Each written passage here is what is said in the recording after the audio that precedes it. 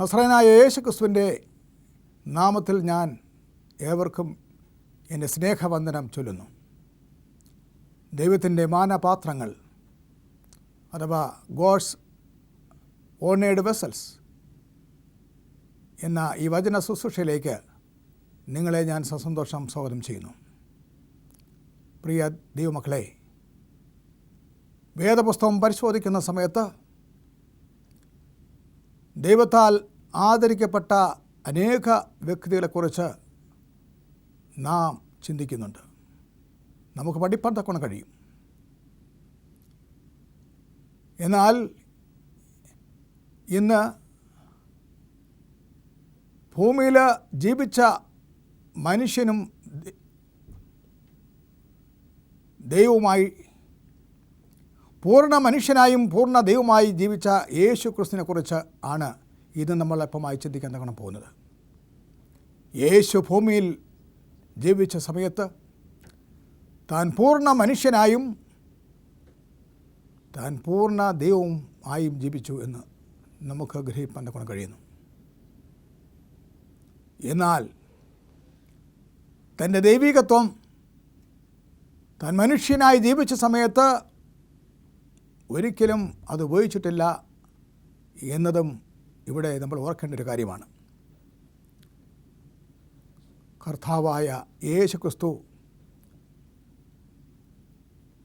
സ്വർഗീയ മഹിമ വെടിഞ്ഞ് ഈ ഭൂമിയിലേക്ക് വന്നത് എന്തുകൊണ്ടാണ് എന്ന് നമുക്കെല്ലാവർക്കും അറിയാം. യോഹന്നാൻ്റെ സുവിശേഷം 3-ാം അധ്യായം 16-ാം വാക്യം വായിക്കുന്ന സമയത്ത്, പിതാവായ ദൈവം ഈ ലോകത്തെ അത്രമാത്രം സ്നേഹിച്ചതുകൊണ്ട് ഒരു കുഞ്ഞു പോലും നഷ്ടമാകാൻ പാടില്ലാത്തത് കൊണ്ടാണ് കർത്താവായ തൻ്റെ ഏകജാതനായ പുത്രനെ അയച്ചത് എന്ന് പറയുന്നു. അവിടെ നാം കാണുന്നത്, തൻ്റെ ഏകജാതനായ പുത്രനിൽ വിശ്വസിക്കുന്ന ഏവനും നശിച്ചു പോകാതെ നിത്യജീവൻ പ്രാപിക്കേണ്ടതിന് അവന് യേശുവിനെ അയച്ചു എന്ന് നാം ഇവിടെ കാണുന്നു. പ്രിയ ദൈവവിശ്വാസികളെ, ദൈവത്തിൻ്റെ പ്രിയ മക്കളെ,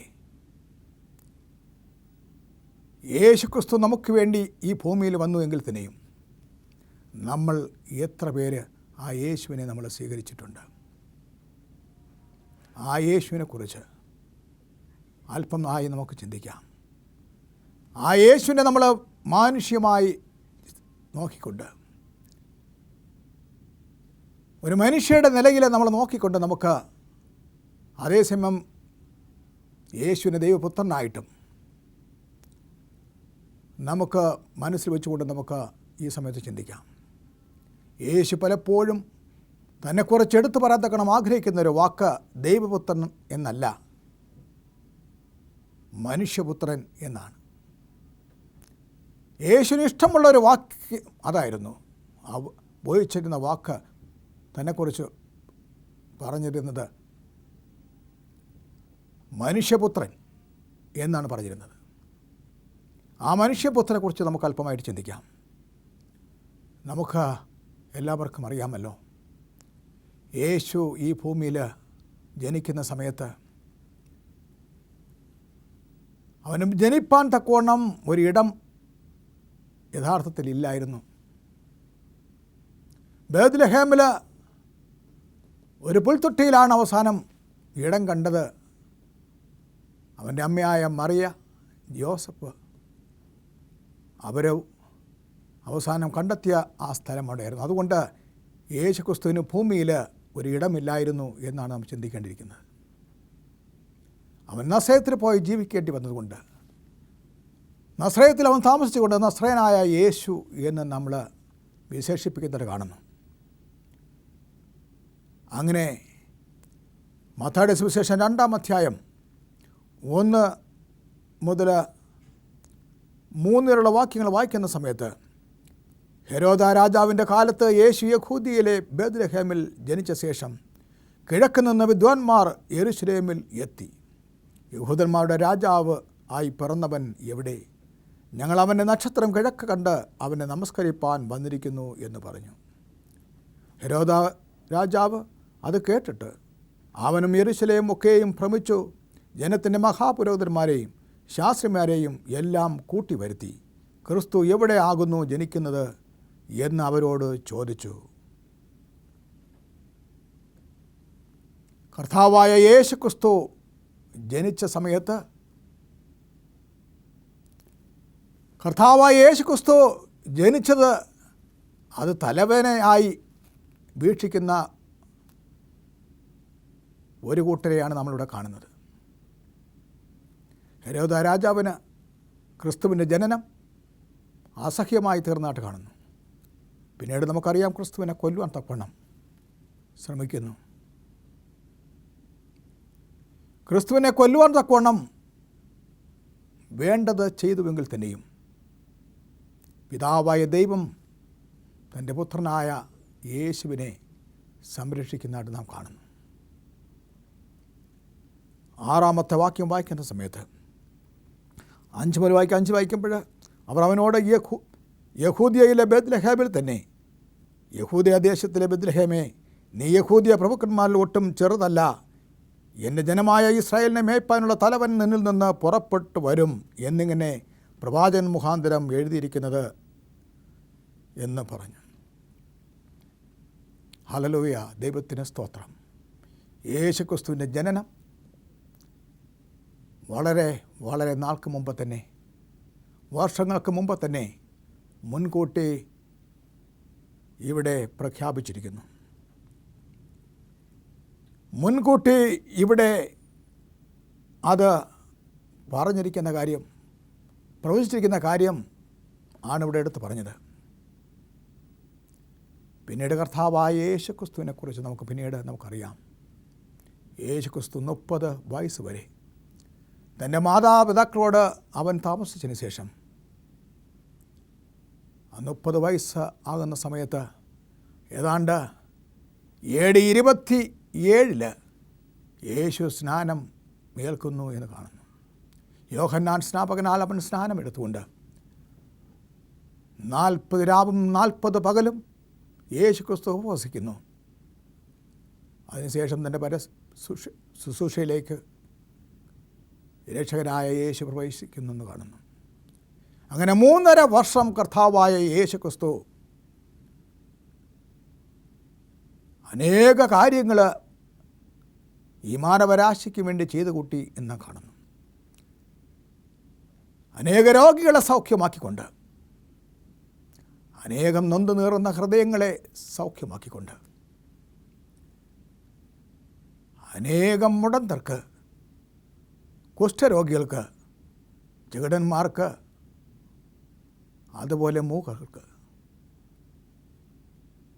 മൂകത പിടിച്ചവരെ എല്ലാം തന്നെ അവൻ സൗഖ്യമാക്കിക്കൊണ്ട് ഈ ലോകത്തിൻ്റെ സുവിശേഷം സകല ജാതികളെയും അവൻ അറിയിക്കുന്നതായിട്ട് നാം കാണുന്നു. യേശു തന്നെ യേശുവിനെക്കുറിച്ച് മറ്റുള്ളവരോട് അറിയിക്കുന്നു. എങ്കിലും അവനെ അന്ന് തിരിച്ചറിയാത്ത ഒരു ലോകമായിരുന്നു എന്ന് നാം മനസ്സിലാക്കുന്നു. ദൈവപുത്രനായ യേശു ക്രിസ്തു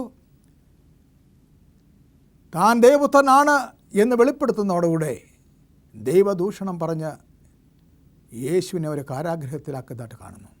പിന്നീട് അവനെ കുരിശിലേറ്റുന്നു. പ്രിയ ദൈവമക്കളെ, അപ്രകാരമുള്ളൊരു യേശുവിനെയാണ് നമ്മൾ ഈ ഭൂമിയിൽ കാണുന്നത്. വളരെ മനോഹരമായി ഈ ഭൂമിയിലെ യേശുവിനെ യെശയ്യാവ് 53-ാം അധ്യായത്തിൽ വളരെ വ്യക്തമായി പറയുന്നുണ്ട്. യെശയ്യാവ് 53 വായിക്കുന്ന സമയത്ത്, ഞങ്ങൾ കേൾപ്പിച്ചത് ആർ വിശ്വസിച്ചിരിക്കുന്നു? യഹോവയുടെ ഭുജം ആർക്ക് വെളിപ്പെട്ടിരിക്കുന്നു? അവൻ ഇളയ തൈ പോലെയും വരണ്ട നിലത്തുനിന്ന് വേർ മുളയ്ക്കുന്നത് പോലെയും അവൻ്റെ മുമ്പാകെ വളരും. അവന് രൂപഗുണമില്ല, കോമളത്വം ഇല്ല, കണ്ടാൽ ആഗ്രഹിക്കത്തക്ക സൗന്ദര്യവുമില്ല എന്നിവിടെ പറയുന്നു. അവൻ മനുഷ്യരാൽ നിന്ദിക്കപ്പെട്ടും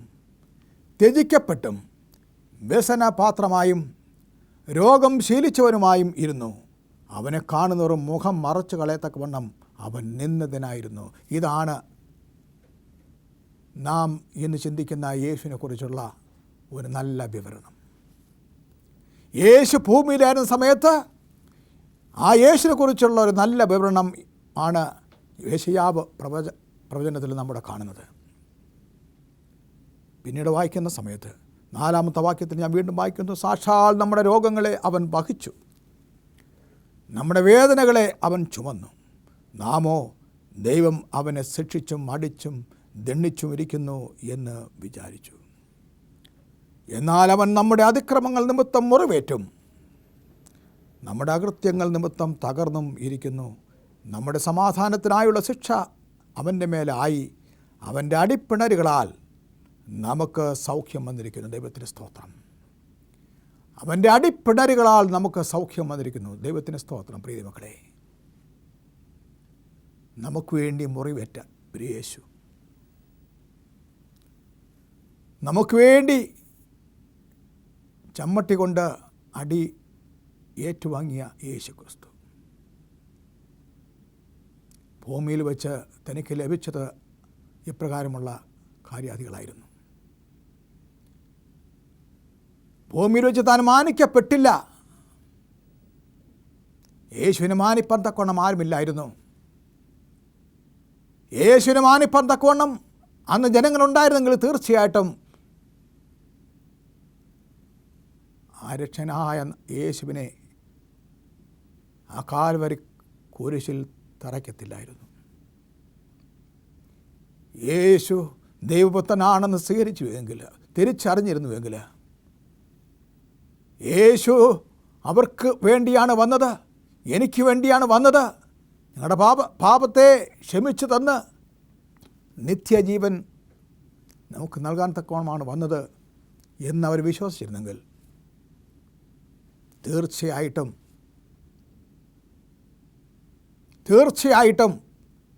യേശു ക്രിസ്തുവിനെ ക്രൂശിലേറ്റാൻ തക്കവണ്ണം ആരും പോകത്തില്ലായിരുന്നു. എന്നാൽ അന്ന് യേശുവിനെ സ്വീകരിപ്പാൻ തക്കവണ്ണം ലോകം ഒരുക്കമല്ലായിരുന്നു എന്നാണ് നാം കാണുന്നത്.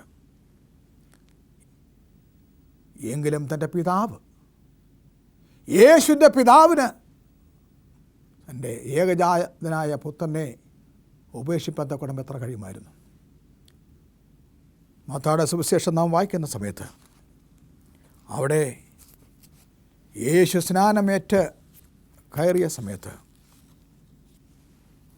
അവിടെ നാം വായിക്കുന്നത്, യേശു അവിടെ അംഗീകരിക്കപ്പെട്ട വ്യക്തിയായി, ദൈവത്തിൻ്റെ പുത്രനായി പിതാവ് മറ്റുള്ളവർക്ക് വെളിപ്പെടുത്തി കൊടുക്കുന്നു. അപ്രകാരം പിതാവായ ദൈവം മകനെ ലോകത്തിൻ്റെ മുമ്പാകെ മാനിക്കുന്നതായിട്ട് നാം കാണുന്നു. ദൈവത്തിന് സ്തോത്രം. പിതാവ് മാത്രമാണ് കർത്താവായ യേശു ക്രിസ്തുവിനെ മാനിക്കുന്നത്. ആ പിതാവിൻ്റെ മുമ്പിൽ മാനിക്കപ്പെട്ടവനായി കർത്താവായ യേശു ക്രിസ്തു ഭൂമിയിൽ ജീവിച്ചാണ് നാം കാണുന്നു. അവിടെ വായിക്കുന്ന സമയത്ത്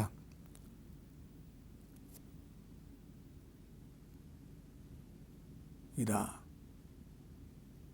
കർത്താവായ യേശു ക്രിസ്തുവിനെ എൻ്റെ പ്രിയപുത്രൻ, ഇവങ്ങൾ ഞാൻ പ്രസാദിച്ചിരിക്കുന്നു, അവന് ചെവി കൊടുപ്പിൻ എന്ന് പറയുന്നു. ഇവൻ എൻ്റെ പ്രിയപുത്രൻ, ഇവനിൽ ഞാൻ പ്രസാദിച്ചിരിക്കുന്നു, ഇവന് ചെവി കൊടുപ്പിൻ. ദൈവത്തിന് സ്തോത്രം. ഇവന് ചെവി കൊടുപ്പിൻ എന്ന് പിതാവായ ദൈവം ഈ ലോകത്തോട് പറഞ്ഞുവെങ്കിൽ തന്നെയും അന്ന് കേട്ടവരും അതിനുശേഷം ഇപ്രകാരം പിതാവ് പറഞ്ഞ കാര്യം, ദൈവം നമ്മളെ അറിയിച്ച കാര്യം നമ്മളോട് പ്രസംഗിച്ചറിയിച്ചിട്ടും നമ്മൾ അവന് ചെവി ഇന്ന് വരെയും കൊടുത്തിട്ടില്ല. പ്രിയ ദൈവമക്കളെ, ഈ ലോകത്തിൻ്റെ അന്ത്യനാളെ ജീവിച്ചിരിക്കുന്ന നമ്മളെ പലപ്പോഴും നമ്മളങ്ങനെ ആയിരിക്കുമെന്ന് വേദപുസ്തകം പറയുന്നുണ്ട്. നോഹയുടെ കാലം പോലെ ആയിരിക്കും അന്ത്യനാളിൽ, അതായത് കർത്താവായ യേശു ക്രിസ്തു വരുന്ന നാളുകളിലെല്ലാം. മനുഷ്യർ വിവാഹത്തിന് കൊടുത്തും വിവാഹത്തിനെടുത്തും തിന്നും കുടിച്ചും അങ്ങനെ ലൗകിക മോഹങ്ങളിൽ അവർ ആണ്ട് ജീവിക്കുന്ന ഒരവസ്ഥയായിരിക്കും എന്ന് വേദപുസ്തകത്തിൽ തന്നെ നമ്മൾ വായിക്കുന്നുണ്ടല്ലോ. പ്രിയ മക്കളെ, ആയതുകൊണ്ട് നമ്മൾ ഈ ലോകത്തിന് അനുരൂപരായി ജീവിക്കാതെ കർത്താവായ യേശുക്രിസ്തുവിൻ്റെ വരവ് ഏറ്റവും അടുത്തിരിക്കുന്നു എന്ന് ഓർത്തുകൊണ്ട് നമ്മളെ തന്നെ പരിപൂർണമായി കർത്താവിൽ സമർപ്പിപ്പാൻ തക്കവണ്ണം നമ്മുടെ പാപങ്ങളെ ഏറ്റുപറഞ്ഞ് കർത്താവിൻ്റെ അടുക്കലേക്ക് ചെല്ലുവാൻ തക്കവണ്ണം ഇന്ന് എന്നെ കേൾക്കുന്ന ഏവരുമേ നാം തയ്യാറാണോ? യേശു വീണ്ടും വരും എന്ന് വേദപുസ്തകം വ്യക്തമായി പറയുന്നു. യേശു ക്രിസ്തു വേഗം വരുമെന്നും പറയുന്നു. വരാനുള്ളവൻ വരും, താമസിക്കുകയില്ല എന്ന് വായിക്കുന്നു. പ്രീതി മക്കളെ, അതുകൊണ്ട് വളരെ വ്യക്തമായി പറഞ്ഞിരിക്കുന്ന ആ വാക്യം അതിൻ്റെ നിവൃത്തി ഏറലിന് സമയങ്ങളായി വരികയാണ്. യേശുവിന് വേണ്ടി ഒരുങ്ങാൻ ഞാനും നിങ്ങളും ഇന്ന് തയ്യാറാണോ? യേശുവിന് വേണ്ടി നമ്മുടെ ഹൃദയത്തെ കൊടുപ്പാൻ തക്കോണം ഞാൻ നിങ്ങളും തയ്യാറാണോ? പ്രീതി മക്കളെ,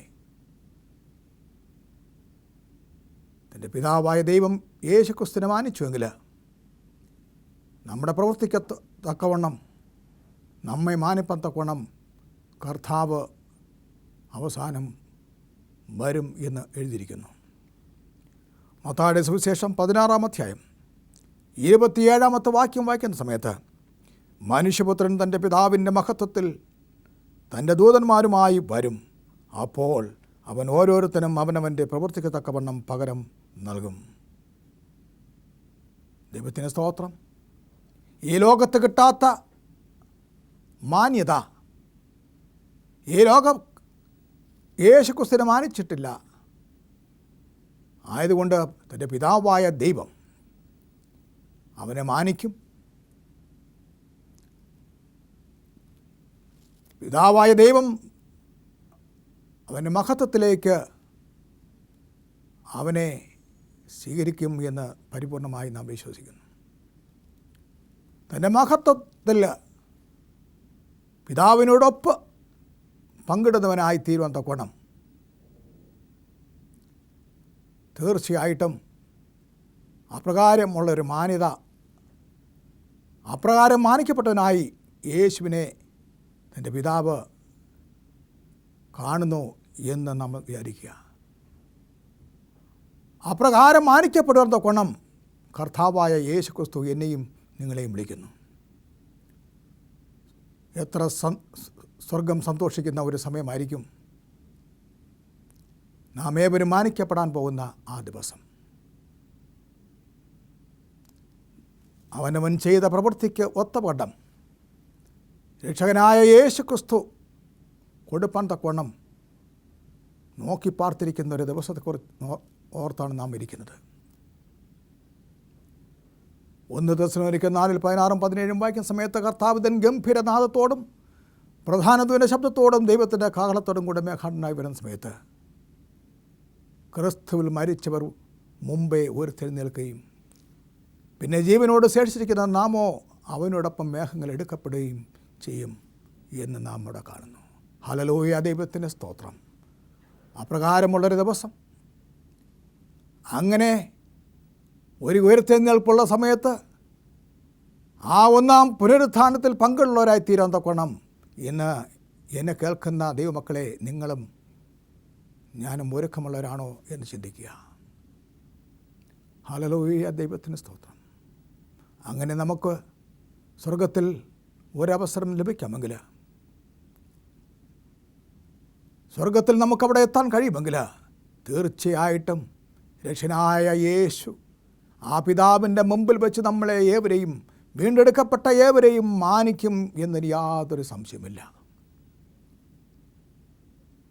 എൻ്റെ പിതാവ് പുത്രനാളായി ചോദിക്കും, ഈ എൻ്റെ മുമ്പ് നിൽക്കുന്നത് ആരാണ്? ഈ വലിയൊരു ജനക്കൂട്ടം, വലിയൊരു കൂട്ടം ശുഭ്രവസ്ത്ര ധരിച്ചുകൊണ്ട് നിൽക്കുന്ന ഇവരിൽ ആരാണ് എന്ന് ചോദിക്കുന്ന സമയത്ത് യേശു പറയും, എൻ്റെ രക്തത്താൽ വീണ്ടെടുക്കപ്പെട്ടവർ, നീതിയുടെ വസ്ത്രം ധരിച്ചുകൊണ്ട് എനിക്ക് വേണ്ടി ലോകത്തെ കഷ്ടപ്പെട്ടവർ, എനിക്ക് വേണ്ടി ലോകത്തെ കഷ്ടത അനുഭവിച്ചുകൊണ്ട് എൻ്റെ വരവിന് വേണ്ടി കാത്തിരുന്നവർ ആണെന്ന് പറയും. ഹല്ലേലൂയ, ദൈവത്തിന് സ്തോത്രം. അപ്രകാരം നല്ല ആ ഒരു അനുഭവത്തിലേക്ക് കടന്നു പോകാൻ തക്കവണ്ണം എനിക്കും നിങ്ങൾക്കും കഴിയുമോ എന്ന് ചിന്തിക്കുക. ആ സ്വർഗത്തിലേക്ക് നമുക്കന്ന് പോകാൻ തക്കവണ്ണം കഴിയുമോ എന്ന് നാം ചിന്തിക്കണം. ആ നിത്യമായ ആനന്ദത്തിലേക്ക് കടക്കാൻ തക്കവണ്ണം, കണ്ണുനീരില്ലാത്ത ആ രാജ്യത്തിലേക്ക് കടപ്പാൻ തക്കവണ്ണം, നിത്യമായി സന്തോഷിക്കുന്ന ആ ഭവനത്തിലേക്ക് കടപ്പാൻ തക്കവണ്ണം, പ്രിയ ദൈവമക്കളെ, ഇന്ന് നിങ്ങളേവരെയും രക്ഷകനായ യേശുക്രിസ്തുവിൻ്റെ നാമത്തിൽ ഞാൻ വീണ്ടും ക്ഷണിക്കുകയാണ്. രക്ഷകനായ യേശു നിങ്ങളെ ക്ഷണിച്ചുകൊണ്ടിരിക്കുകയാണ്. അവൻ്റെ ക്ഷണം നിങ്ങൾ സ്വീകരിക്കുമോ? അവൻ്റെ ക്ഷണം നിങ്ങൾ സ്വീകരിക്കുമെങ്കിൽ തീർച്ചയായിട്ടും ആ കർത്താവിൻ്റെ വരവെങ്കിൽ പ്രത്യേകിച്ച് വെച്ചുകൊണ്ട്, കർത്താവേ നീ വേഗം വരണമേ എന്ന് പ്രാർത്ഥിക്കാം.